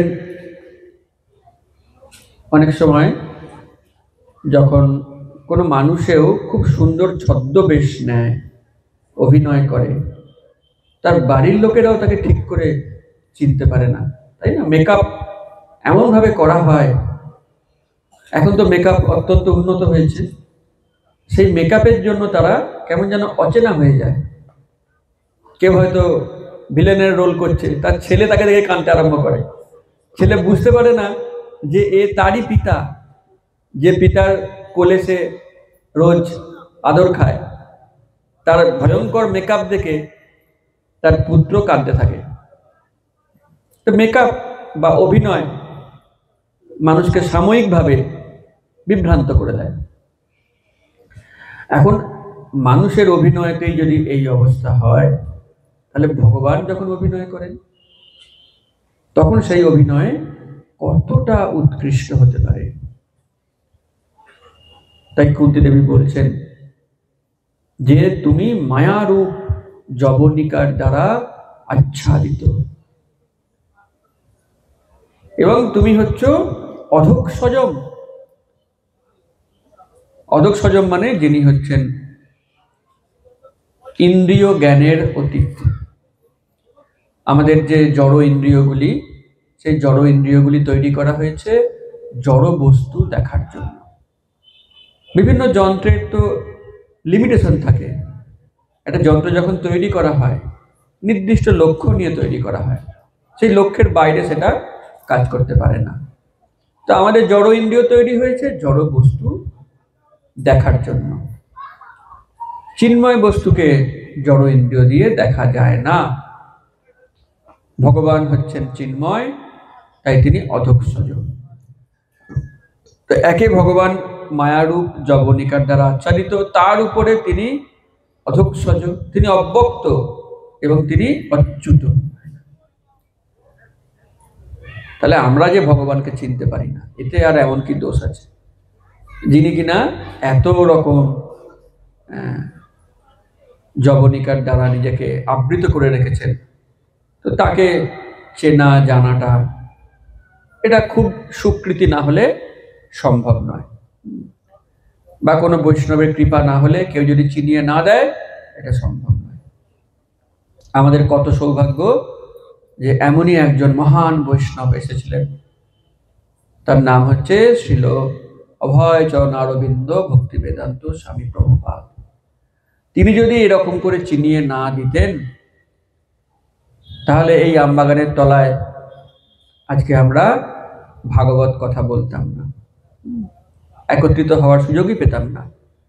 তাই বৈষ্ণবের কৃপা ছাড়া ভগবানকে চেনা যায় না। ভগবানকে নিজে নিজে চিনব মনে করলে সেটা একেবারেই অসম্ভব। কারণ ভগবানের মতন দক্ষ অভিনেতাকে, যিনি কিনা আবার মেকআপ করে রয়েছেন বা নিজেকে আবরণ দিয়ে ঢেকে রেখেছেন, তাকে কেউ চিনতে পারবে না, অসম্ভব। ছিল প্রভুপাদ তাৎপর্যে বলছেন, ভগবান এমন বহু আশ্চর্যজনক কার্য করেন যা মানুষের পক্ষে অসম্ভব। আমরা যখন কাউকে ভগবানের কথা বলি, দেখবেন সাধারণ মানুষ যারা কিনা কৃষ্ণ ভক্ত নয়, বরং কৃষ্ণ বিদ্বেষী, তাদের যদি বলেন যে আচ্ছা বলুন তো, ভগবান যে এইভাবে মাঝরাতে যে সমস্ত কাজকর্মগুলো করতেন, পরস্ত্রীর সঙ্গে রাসলীলা, এটা কি ভালো করতেন? এটা বলার সঙ্গে সঙ্গে তিনি মোটামুটি 10-15 মিনিট সময় নেবেন। ভগবান যে কত নিন্দনীয় কাজ করেছেন কৃষ্ণ, তিনি সেটি খুব সুন্দর করে ব্যাখ্যা করবেন, এবং তখন তার কথার মধ্যে কনফিডেন্স, মানে ভগবানের রাসলীলার প্রত্যেকটা মুহূর্তকে তিনি যেন নিজের চোখে দেখে তার নিন্দা করছেন। সেই একই ভগবানের যখন আর একখানা লীলা আমরা বলি, যেটা কিনা তিনি রাসলীলার আগেই করেছেন, সেটা কি? গিরি গোবর্ধন লীলা। তখন ওই ব্যক্তিটি বলবেন না না, এগুলো সব গল্প কথা, এগুলো ভাগবতে লেখা রয়েছে, এগুলো সত্যি, তার কি প্রমাণ আছে? আচ্ছা, আপনি ভাগবতের লেখা গিরি গোবর্ধন লীলাকে বলছেন এগুলো যে সত্যি, তার কি প্রমাণ আছে? বিশ্বাস করছেন না। তাহলে ওই ভাগবতেই যখন গিরি গোবর্ধন লীলার পরেই লেখা হলো রাসলীলার কথা, তখন তো আপনি অভ্রান্ত সত্য বলে মেনে নিলেন, কারণ আপনি নিজেকে কৃষ্ণের শত্রু বলে মনে করেন। তাই যে কথাটা বিশ্বাস করলে কৃষ্ণের নিন্দাটা ভালো করে করা যায়, সেটা আপনি বিশ্বাস করছেন। আর যেটা মনে করলে, যেটা মেনে নিলে ভগবানের ভগবত্তাকে মানতে হয়, সেটাকে আপনি মানছেন না। তা আপনি একটা অসুর শ্রেষ্ঠ, আর কিছু নয়। তো এইভাবে আমরা অসুর পরিবৃত সমাজে বাস করছি। যদিও ওই সমাজে আমরা মিশি না, আমরা আমাদের নিজস্ব সমাজ তৈরি করে নিয়েছি। এই আমাদের সমাজ সামনে রয়েছে। এই সমাজটা কিরকম সমাজ? কৃষ্ণ ভাবনা অমৃত সমাজ, কৃষ্ণ কনসাস সোসাইটি। যেই সোসাইটি ভগবানের নাম কীর্তন শোনার জন্য উন্মুখ হয়ে থাকে, আর এই বিদ্বেষীরা ভগবানের নিন্দা শোনার জন্য উন্মুখ হয়ে থাকে। তো যাই হোক, শ্রী প্রভুপাদ বলছেন ভগবান এমন সব আশ্চর্যকর লীলা করেছেন। মাত্র 7 দিন বয়সে পুতনাকে বধ, যে পুতনা ছিল কংসের একটা আত্মবিশ্বাস, কংস জানতো যে একে হারাবার ক্ষমতা কারণ নেই, এত বিশাল এত পাওয়ারফুল রাক্ষসীকে একটা 7 দিনের বাচ্চা কেমন করে হত্যা করতে পারে? তো এইগুলো মানে খুবই অলৌকিক, অবিশ্বাস্য সমস্ত ঘটনা। এইভাবে তারা যখন ভগবানের এই সকল লীলা কাহিনী পড়ে, তারা মনে করে শাস্ত্রতেই বোধহয় ভুল লেখা রয়েছে, কিন্তু তা নয়। শাস্ত্রকে যদি আমরা এক ফোঁটাও অবিশ্বাস করি তাহলে সেটি হয়ে যায় নাম অপরাধ। আমাদের বুঝতে ভুল হতে পারে, সেটা আমরা যারা জানেন তাদের কাছ থেকে জিজ্ঞাসা করে নেব, তারা বুঝিয়ে দেবেন। কিন্তু শাস্ত্র এক ফোঁটাও সেখানে কোনো ভুল নেই, একটা অক্ষরও সেখানে ভুল নেই। ভগবান যাকে জানাতে চান তিনিই জানতে পারেন। যেমন দেখবেন এখন অনেকে গাড়িতে করে যায়, গাড়ির কাঁচগুলো এমন কালো কাঁচ দিয়ে ঢাকা, গাড়ির ভিতর থেকে তিনি আমাদের দেখতে পাচ্ছেন, কিন্তু আমরা বাইরে থেকে তাকে দেখতে পাচ্ছি না। তো এইরকমই ভগবানের চারিদিকে আবরণ রয়েছে, মায়া জবনিকা, যোগমায়ার আবরণ, যে সেই আবরণের জন্য ভগবানকে বিশেষ করে অসুররা দেখতে পায় না। শাস্ত্র বলছেন অসুর স্বভাব কৃষ্ণে কভু না জানে, লুকাইতে নারে কৃষ্ণ ভক্ত জনস্থানে। অসুর সে ভগবানকে কখনো জানতে পারে না, আর ভগবান যতই চেষ্টা করুক ভক্তের কাছে ভগবান ঠিক ধরা পড়ে যায়। লুকাইতে নারে কৃষ্ণ মানে কৃষ্ণ পারে না এমন কাজও রয়েছে যা কিনা কৃষ্ণের পক্ষে অসম্ভব। সেই কাজটা হচ্ছে নিজের ভক্তের কাছে তিনি বেশিক্ষণ নিজেকে লুকিয়ে রাখতে পারেন না, ধরা পড়ে যান। এটা ভগবানের ভক্ত বৎসলতা। আসলে ভক্তের ভাব দেখে ভগবান নিজেই ধরা দিয়ে দেন, তিনি নিজেকে আর লুকিয়ে রাখতে পারেন না। এইভাবে কুন্তী দেবী দ্বিতীয় শ্লোকে ভগবানের এই সমস্ত গুণাবলী, তার যে অব্যক্ত অচ্যুত ভাব, সেগুলি ব্যাখ্যা করলেন। এরপরে 20 নম্বর শ্লোকে কুন্তী দেবী বলছেন তথা পরমহংসানাং মুনিনাম অমলাত্মনাম ভক্তি যোগ বিধানার্থম কথং পশ্যে মহি স্ত্রিয়। পরমার্থের পথে উন্নত পরমহংসদের, মুনিদের এবং জড় ও চেতনের পার্থক্য নিরূপণ করার মাধ্যমে যাদের অন্তর নির্মল হয়েছে, তাদের অন্তরে অপ্রাকৃত ভক্তিযোগ বিজ্ঞান বিকশিত করার জন্য তুমি স্বয়ং অবতরণ করো। তাহলে আমার মতো স্ত্রী লোকেরা কিভাবে তোমাকে সম্যক রূপে জানতে পারবে? কুন্তী দেবী নিজের অক্ষমতার কথা ব্যক্ত করছেন। ভগবান কেন অবতরণ করেন তার তো অনেক কারণ, অনেক কারণ, আমরা সেই কারণে আসব। তা কুন্তী দেবী বলছেন বিশেষ করে পরমহংসদের ভক্তিকে আরো বাড়িয়ে তোলার জন্য ভগবান আসেন। পরমহংস কারা? সন্ন্যাসের 4টে স্তর থাকে, কুটিচক, বহুদক, পরিব্রাজক এবং পরমহংস। অর্থাৎ যারা সন্ন্যাস গ্রহণ করেছেন তাদের মধ্যেও যিনি একদম টপে, শীর্ষে, শ্রেষ্ঠ জায়গায় রয়েছেন, তিনি হলেন পরমহংস। কুটিচক, বহুদক, পরিব্রাজক এবং পরমহংস, এগুলো সন্ন্যাসের বিভিন্ন স্টেজ।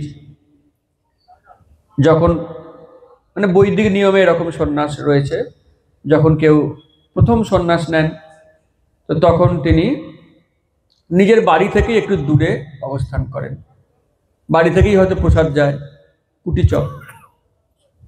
তারপর তিনি হয়তো আরো অনেক দূরে গিয়ে অবস্থান করছেন, বহুদক।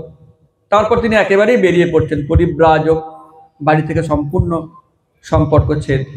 আর তারপরে একদম পরমহংস, যখন কিনা সম্পূর্ণ ভরসা কৃষ্ণের প্রতি। এইভাবে 4টি যে স্টেজ, সেই স্টেজের মধ্যে সর্বোচ্চ স্তরে রয়েছেন পরমহংস। তো কুন্তী দেবী বলছেন, তুমি তো আসো এই পরমহংসদেরকে আনন্দ দেওয়ার জন্য, তারা তোমায় বুঝতে পারে, সন্ন্যাসীরা তোমাকে উপলব্ধি করতে পারে, যারা ভক্তি জগতে অনেক এগিয়ে শুদ্ধ ভক্তির পর্যায়ে যারা পৌঁছে গেছেন, তারা তোমাকে বুঝতে পারেন। সেখানে কোথায় আমি একজন অজ্ঞ স্ত্রীলোক মাত্র, আমি কেমন করে তোমাকে বুঝতে পারবো? প্রকৃতই কি তাই? কুন্তী দেবী কি সত্যিই এতটা অজ্ঞ ছিলেন? এটি কুন্তী দেবীর দৈন্যতা।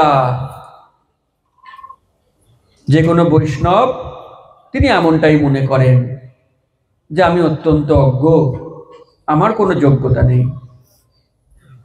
এটি বৈষ্ণবের গুণ।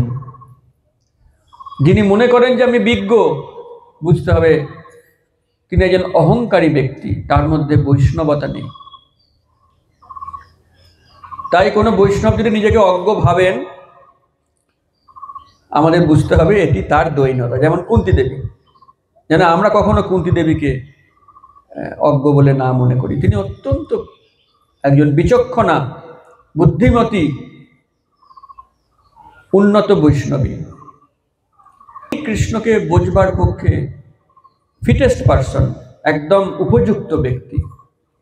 তা সত্ত্বেও তিনি তার হাম্বলনেসের দ্বারা এরকম করে বলছেন যে আমি কি করে আপনাকে বুঝবো।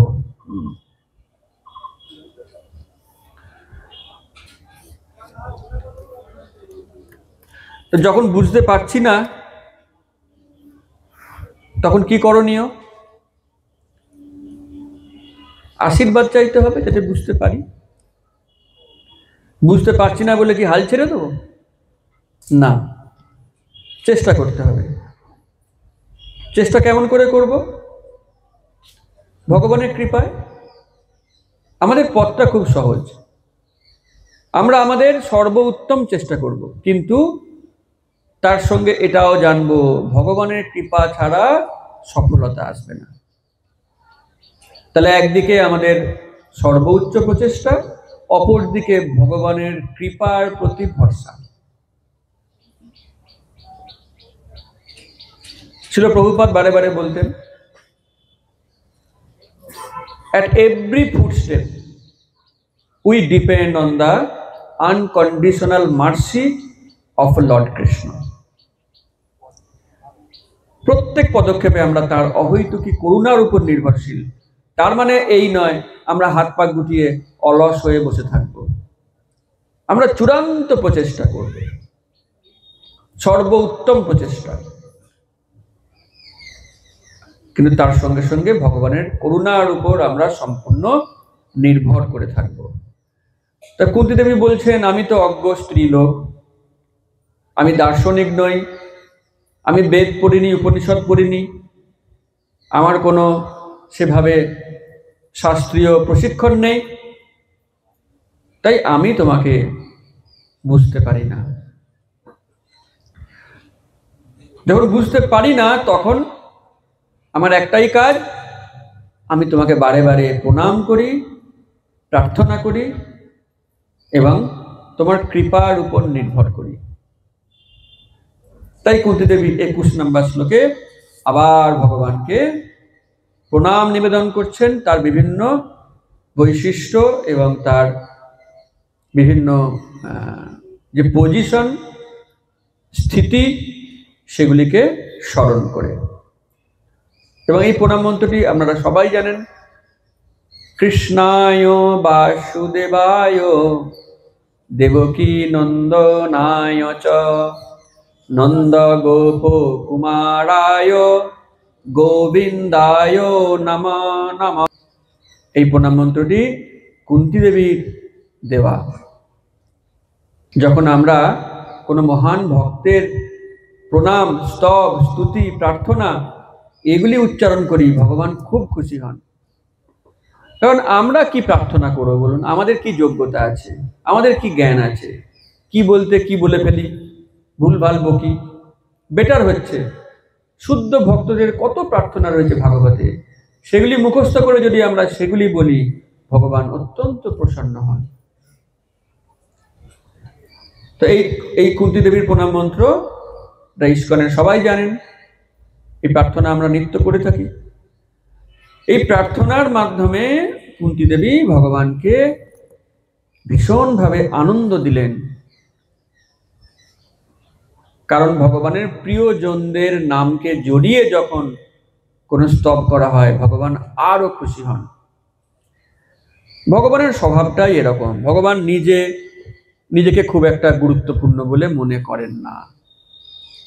একবার ভগবান বলেছেন যে আমার মধ্যে সামান্য একটু আধটু যে গুণ রয়েছে, সেই গুণটি বিভিন্ন ব্রাহ্মণের চরণ ধুলো মাথায় নিয়েছি, ওই ব্রাহ্মণদের কল্যাণে আমার মধ্যে অল্প একটু আধটু গুণ আছে। ভাবুন ভগবানের মনোভাবটা কিরকম। তাহলে আমাদের মনোভাব কিরকম হওয়া উচিত? তাই ভগবান খুব খুশি হন যখন তার বিভিন্ন ভক্তদেরকে ট্যাগ করে তাকে প্রেয়ার করা হয়। তার সেই সব শ্রেষ্ঠ ভক্তদের নাম শুনেই ভগবানের হাত একদম আশীর্বাদ করার জন্য উঠে যায়। এখানে কি বলা হলো? কৃষ্ণায় বাসুদেবায়। কৃষ্ণ যিনি কিনা বাসুদেব। বাসুদেব মানে বসুদেব তনয়। এবং তিনি শুধু বাসুদেব নন, তিনি দেবকী নন্দন। মাতা দেবকীর গর্ভ থেকে কৃষ্ণের জন্ম। আর শুধু তিনি যে বসুদেবের পুত্র, দেবকীর পুত্র তাই নয়, তিনি নন্দগোপ কুমারায়। তিনি মহারাজ নন্দের কুমার। মহারাজ নন্দ তার পালক পিতা। এবং এখানেই শেষ নয়, তিনি হচ্ছেন গোবিন্দ। গোবিন্দ মানে গো মানে গাভী। তো গোবিন্দ শব্দটি ভগবানকে কে দিয়েছিলেন? উপাধিটি ভগবানকে গোবিন্দ নামে প্রথম কে ডেকেছিলেন জানেন আপনারা? বলুন। গিরি গোবর্ধন লীলায় হ্যাঁ, ইন্দ্র। ইন্দ্র এরকম একটা অন্যায় করার পর ভগবানকে প্রসন্ন করতে গিয়ে তিনি গোবিন্দ বলে ভগবানকে সম্বোধন করলেন। আর গোবিন্দের গো শব্দটা শুনেই ভগবান তো এত খুশি, ইন্দ্রের সব অপরাধ ওখানেই তিনি ক্ষমা করে দিলেন। গোবিন্দ নামটি ভগবানের খুব প্রিয়।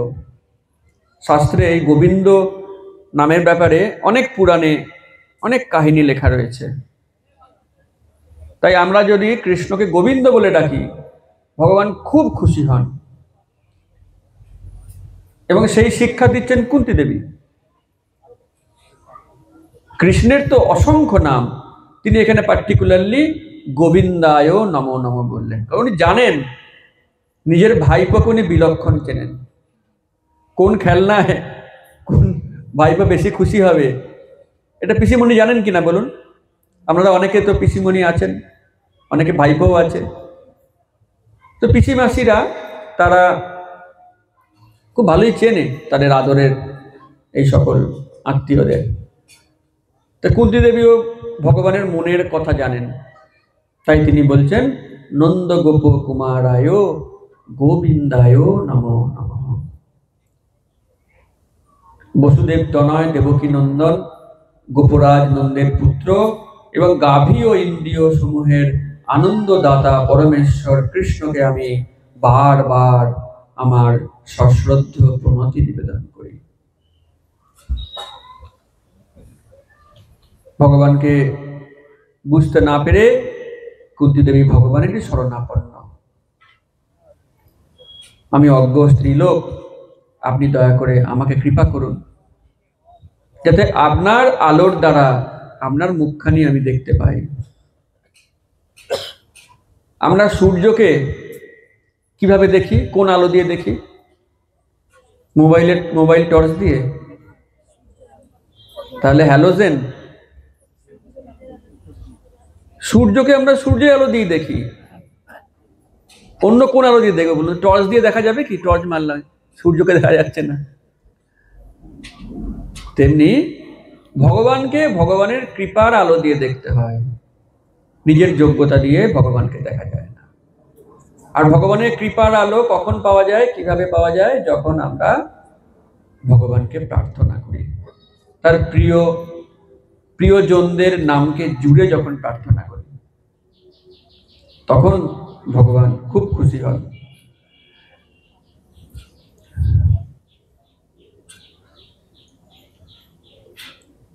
শিল প্রভুপাদ বলছেন, কুন্তী দেবী অন্য সমস্ত অবতারদের থেকে ভগবান শ্রীকৃষ্ণের অবতরণের বিশেষ বন্দনা করছেন, কেননা এই অবতারে তিনি সহজলভ্য। প্রভুপাদ বিশ্লেষণ করছেন, এমনকি রামচন্দ্রের থেকেও কৃষ্ণচন্দ্র সহজলভ্য। কারণ রামচন্দ্র তো রাজা, রাজা মানেই তো বুঝতে পারছেন, রাজা মানে তার একটা সুরক্ষা থাকবে, যে কেউ যখন তখন যেতে পারে না, তার কাছে অ্যাপ্রোচ করাটা একটু কঠিন। কিন্তু কৃষ্ণ বৃন্দাবনে যখন ছিলেন, রাখাল বালকের কাছে যেতে আবার কি অসুবিধা? গরু চড়ায়, বাঁশি বাজায়, যমুনায় ঝাঁপ দিয়ে স্নান করে, যখন তখন দেখা যায়। বিশেষ করে তার যে করিডোর, গরু নিয়ে যাওয়ার করিডোর, ফিরে আসার করিডোর, সবাই চেনে। তো ওই সময় দাঁড়িয়ে থাকলেই ভগবানকে দেখা যায়।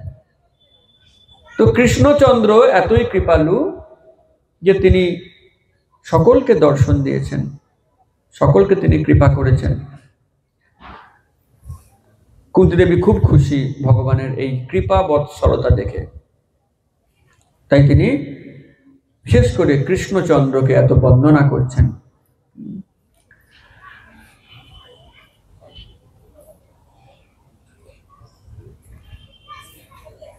এবং এখানে আরো বলা হচ্ছে,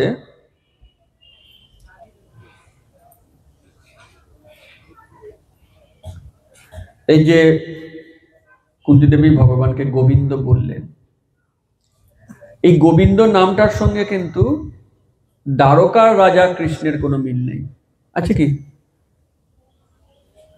দ্বারকার রাজা কি গরু চড়াতেন? কৃষ্ণের তার জীবনের দুইটি ভাগ, বৃন্দাবনে তার অবস্থান এবং দ্বারকায় তার অবস্থান। বৃন্দাবনে তিনি তো অত্যন্ত সহজলভ্য রাখাল বালক, কিন্তু দ্বারকায় তিনি মহান রাজা।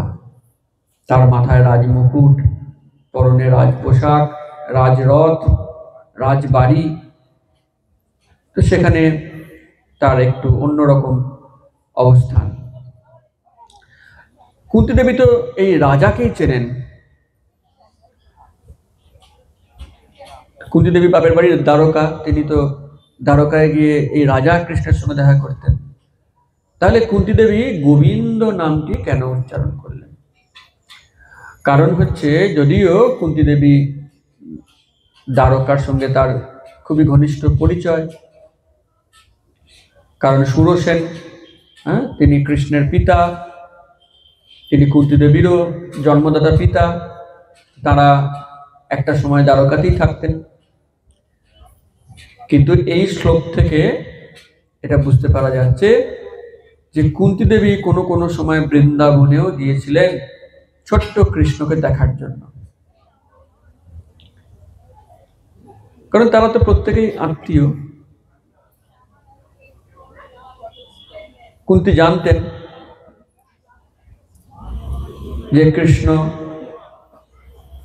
তারই ভাই,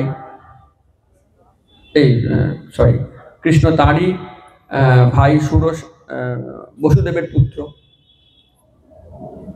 তো সেই কারণে কৃষ্ণ যখন পালিত হচ্ছিলেন বৃন্দাবনে, কুন্তী দেবী বৃন্দাবনে যেতেন মাঝে মাঝে, এবং সেখানে গিয়ে তিনি দেখেছেন গাভীদের প্রতি ভগবানের কত প্রেম। তাই তিনি এখানে গোবিন্দ বলে তাকে উল্লেখ করেছেন।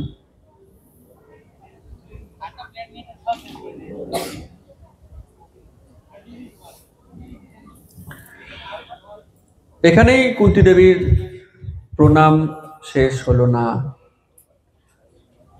প্রথমেই বলেছিলাম আজকে কুন্তী দেবী যেন প্রতিজ্ঞা করেই ফেলেছেন যে অনেকবার তুমি আমাকে পায়ে হাত দিয়ে প্রণাম করেছো, এখন আজকে আমার দিন, আজকে আমি প্রাণ ভরে তোমাকে প্রণাম করব। পায়ে হাত দেব না তোমাকে তোমার লজ্জা থেকে বাঁচাবার জন্য, কিন্তু আমার প্রার্থনার মাধ্যমে, আমার শব্দের মাধ্যমে আমি প্রাণ ভরে তোমাকে প্রণাম করব, প্রার্থনা করব। তাই 22 নম্বর শ্লোকে কুন্তী দেবী আবারও প্রার্থনা করছেন। এই প্রার্থনা মন্ত্রটিও সবার জানা, অ্যাটলিস্ট জানা উচিত। প্রত্যেক দিন আমাদের কর্তব্য কিছু স্তব স্তুতি ভগবানের সামনে করা। কিরকম স্তব স্তুতি?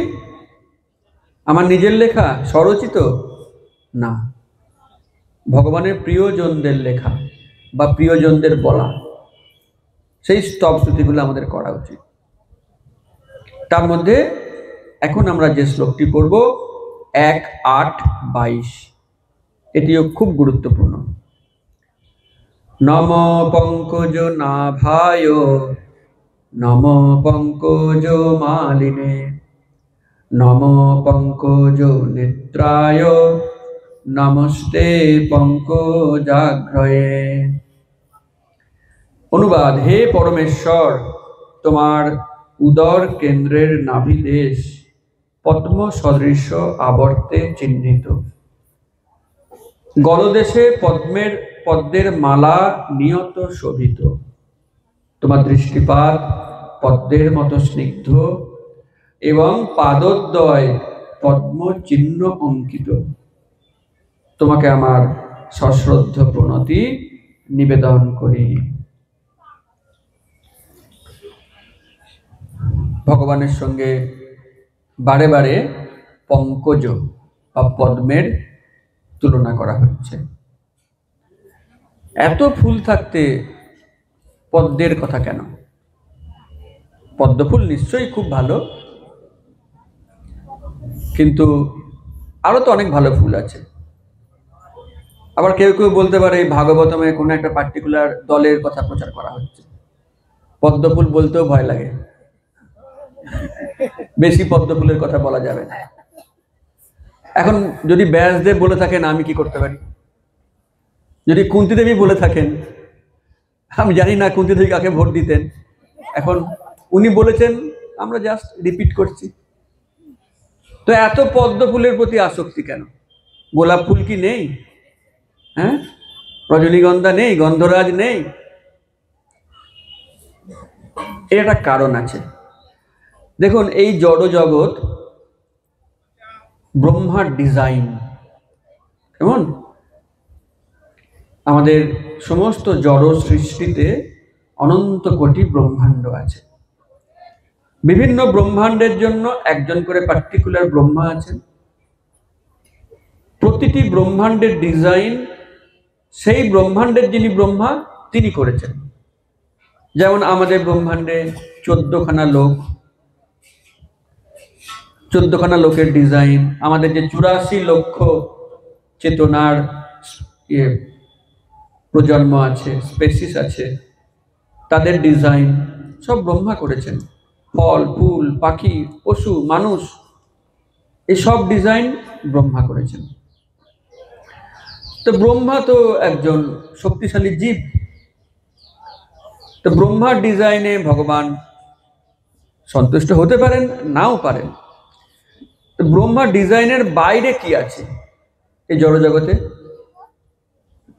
এমন কোন ফল, ফুল আছে, পশু পাখি আছে যা কিনা ব্রহ্মার ডিজাইনের বাইরে? ব্রহ্মার থেকেও সিনিয়র পদ্ম, কারণ ব্রহ্মার জন্মই তো হয়েছে পদ্ম ফুলের উপরে। যখন বিষ্ণু প্রবেশ করলেন ব্রহ্মাণ্ডে গর্ভোদকশায়ী বিষ্ণু রূপে, তার নাভি পদ্ম থেকে তৈরি হলো ব্রহ্মা।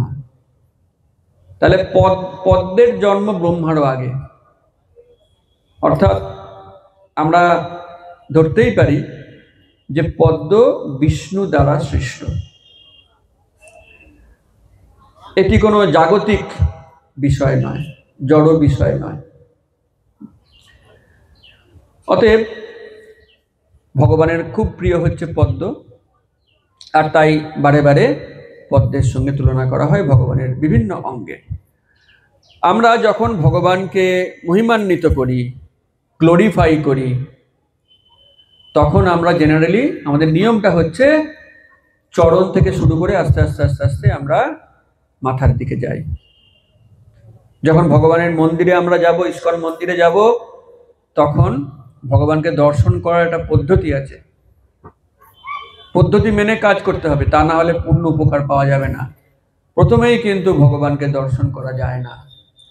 সবার আগে ভগবানের দিকে চোখ পড়ে গেলেও ওই দিকে তাকাতে নেই, একদম মানে সেই ঘোড়ার মতন মাটির দিকে তাকিয়ে যেতে হবে শিল প্রভুপাদের কাছে, প্রণাম করে বলতে হবে আমাকে অনুমতি দিন যাতে আপনার মন্দিরে আমি প্রবেশ করতে পারি, যাতে আপনার বিগ্রহগণকে আমি দর্শন করতে পারি। গুরুদেবের প্রভুপাদের অনুমতি চাইতে হয়, অনুমতি নিয়ে তারপর গিয়ে দাঁড়াতে হয় ভগবানের কাছে। এবং সেখানেও প্রথমে যদি সেই মন্দিরে যদি গৌরনিতাই থাকেন, তাহলে আগে গৌরনিতাইয়ের কাছে, ধাপে ধাপে গুরুদেব, প্রভুপাদ, তারপরে গৌরনিতাই, তারপর নৃসিংহদেব যদি থাকে সেখানে, তারপর রাধা মাধব। আর রাধা মাধবের কাছে গিয়েও একদম প্রথমেই কিন্তু কৃষ্ণের মুখের দিকে তাকাতে নেই। এগুলো ঠিক এটিকেট নয়।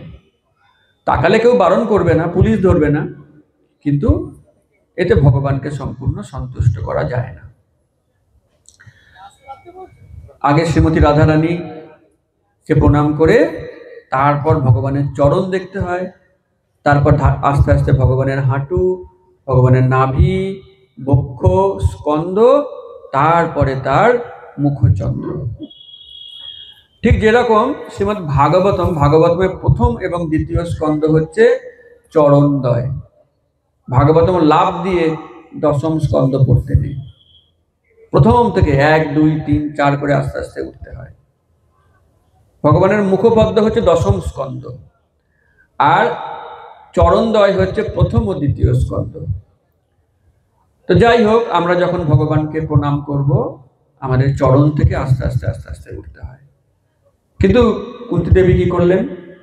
প্রথমেই তিনি ভগবানের নাভি পদ্মের দিকে তাকালেন, তারপর তার গলার মালার দিকে তাকালেন, তারপর তার চোখের দিকে তাকালেন পঙ্কজ নেত্রায়, অবশেষে সবার লাস্টে পঙ্কজাগ্রহে তার চরণ পদ্মের দিকে তাকালেন। রুল ব্রেক করলেন কুন্তী দেবী। কেন রুল ব্রেক করলেন? কারণ তিনি কৃষ্ণকে লজ্জা দিতে চাইছেন না। কৃষ্ণ যখন বারে বারে কুন্তী দেবীর চরণে হাত দিয়ে প্রণাম করেছেন লোকাচার রক্ষার জন্য, তখন কুন্তী দেবীরও সেই লোকাচার রক্ষা করা উচিত, তাই না? কারণ কৃষ্ণ চান লোকাচার, শিষ্টাচার এগুলি রক্ষিত হোক। এখন যদি কুন্তী দেবী প্রথমেই ভগবানের চরণকে বন্দনা করেন, কৃষ্ণ বড় অস্বস্তিতে পড়বেন, সবার মাঝে লজ্জায় পড়বেন। তাই কৃষ্ণকে সেই অস্বস্তি থেকে রক্ষা করার জন্য তিনি বন্দনা শুরু করলেন ভগবানের নাভি থেকে। আবার কেউ বলতে পারেন যে তাহলে এই পঙ্কজাগ্রহ এটা বলার কি প্রয়োজন ছিল? ভগবান তো একটু হলেও লজ্জা পাবেন, কারণ প্রথমে না বলেও তো আপনি লাস্টেও ভগবানের চরণ পদ্মের প্রতি প্রার্থনা করেছেন। তাহলে এই চরণটাকে বাদ দিলে হতো না? কি এমন ক্ষতি হতো? না, চরণকে বাদ দিলে হতো না, হতো না। সেই কারণেই কুন্তী দেবী চরণকে বাদ দেননি। কারণ ভগবানের চরণ কমলের একটা অনন্য বৈশিষ্ট্য আছে, অনন্য বৈশিষ্ট্য। বিভিন্ন পুরাণে, বিভিন্ন শাস্ত্রে ভগবানের চরণ কমলের যা মাহাত্ম্য উল্লেখিত রয়েছে,